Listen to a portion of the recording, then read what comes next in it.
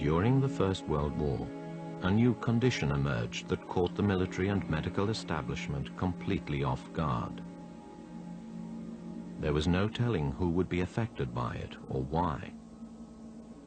Those who suffered from it might be hypnotized or electrocuted, arrested or shot, all for the same illness.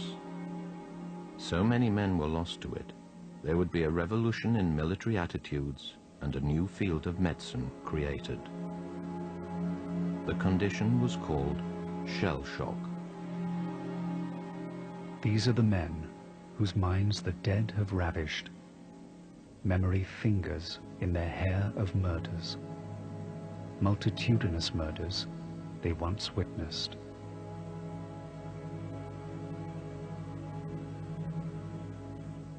State of shock.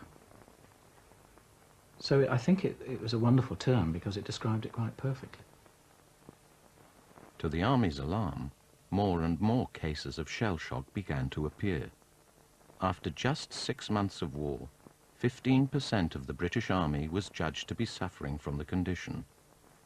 The most extreme cases were blind, deaf, mute, or shaking, yet all without an apparent cause, other than their proximity to bombardment. Similar cases appeared in the French and German armies on the Western Front. The shell shock are the symptoms of a mental purge.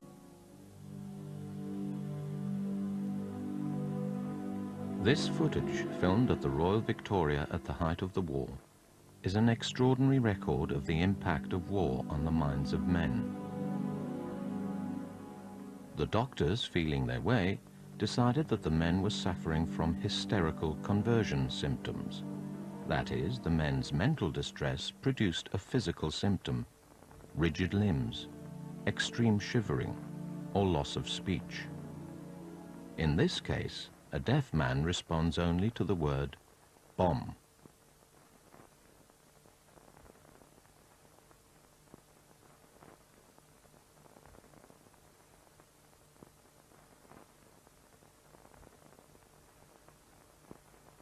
Somehow the mind splits itself off from the body, that they're almost two distinct entities. And we see this after exposure to very traumatic and upsetting events. We know that some of the war psychiatrists talk about people going blind because they just can't bear seeing the carnage around them. The doctors at Netley began to classify the different symptoms. They gave their patients' conditions outlandish names: hysterical dancing gait, hysterical slippery ice gait,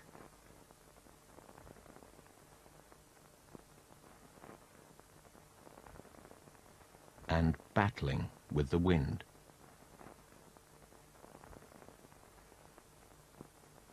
Treatment at this stage was basic: massage, bed rest, and a milk diet.